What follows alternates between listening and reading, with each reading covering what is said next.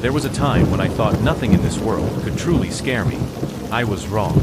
I want to tell you a story of restless spirits, of things left unfinished, and how sometimes the past comes back in ways you'd never expect. So sit back, grab something comforting, and let me take you through an unforgettable experience. I had always been a carefree person, the kind who loved adventure, who laughed in the face of danger. I spent a lot of my childhood playing around my grandmother's old property, climbing the coconut trees that grew behind her small house, unaware of the dark secrets that one of those trees held.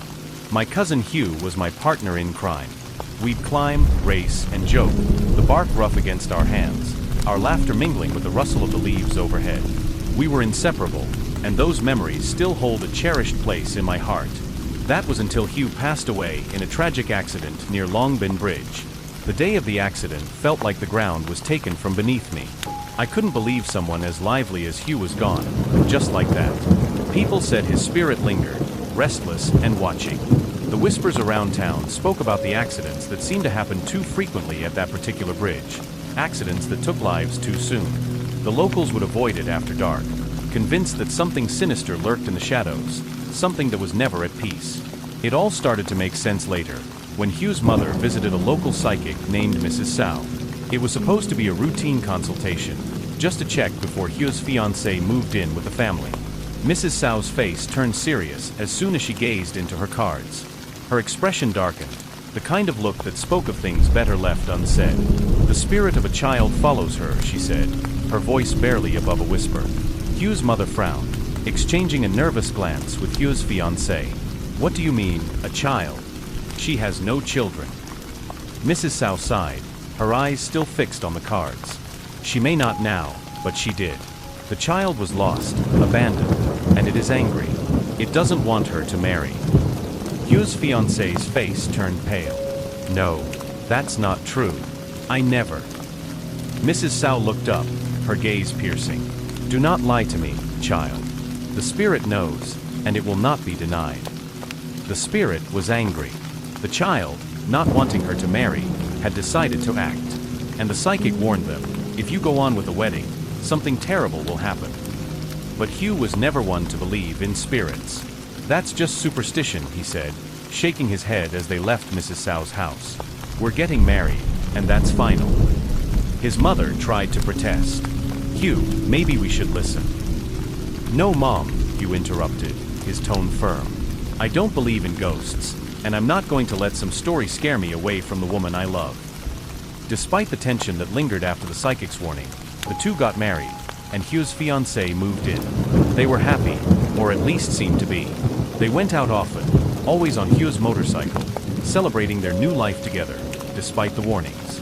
They threw caution to the wind, their laughter echoing down the empty streets late into the night, as if daring the darkness to come after them. One night, they were on their way back from visiting relatives, carrying their wedding portrait home to put up in their room. The moon was hidden behind clouds, the road dark. As they approached Long Bin Bridge, everything seemed to slow down. The motorcycle lurched, veering toward the railing. Hugh's fiancée screamed, Hugh, watch out. But it was too late. Hugh lost control. The bike slammed into the metal, throwing both of them off. Hugh died instantly, while she, miraculously, escaped without a scratch. The aftermath was a blur of grief and disbelief. At the funeral, she finally admitted what everyone feared. The spirit, the child she'd given up, had wanted revenge. I didn't want to believe it, she sobbed, her face buried in her hands. I thought it was all just nonsense. But the child, it was real. It followed us, and it wanted him gone. My family was devastated. Hugh had always been the glue that held everyone together.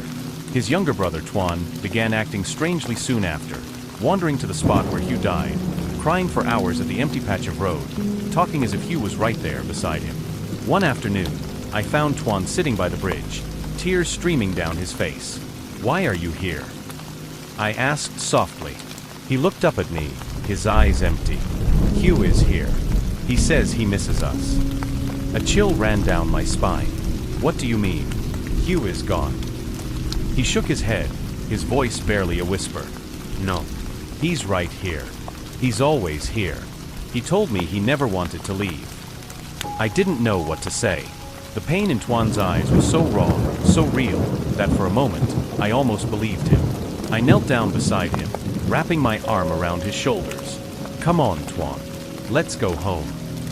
He looked back at the bridge one last time before nodding, his body trembling as he stood. "He doesn't want to hurt us," he said, his voice barely audible. "He just wants to be remembered." And his widow? She left. She disappeared, leaving the town, never once returning to visit Hugh's grave. People said they saw her once, years later, in another town, living a quiet life, but she never spoke of what had happened. It was as if she was running from something she could never escape. People whispered about seeing strange lights, glowing orbs that floated around the old coconut tree at night. Others said they could hear a child's laughter echoing through the empty yard. The story spread, growing with each retelling, until the tree became a symbol of something haunted, something that held all the sorrow and secrets of the past. One night, I sat with my grandmother, watching the shadows dance under the moonlight.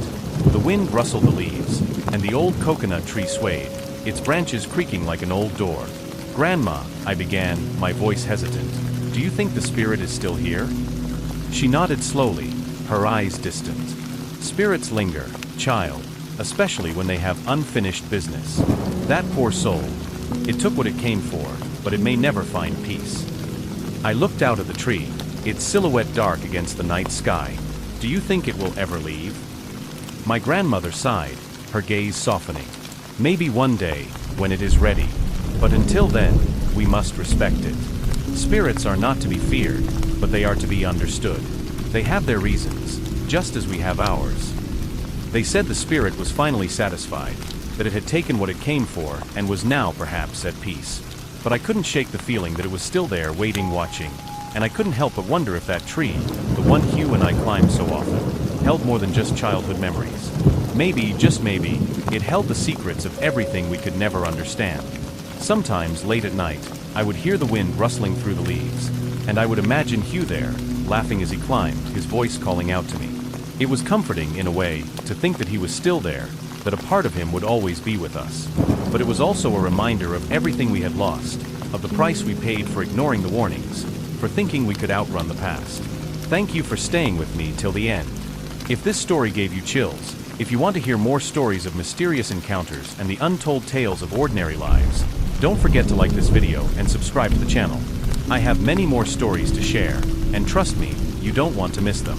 Until next time, stay curious, stay safe, and remember, sometimes the past is closer than you think.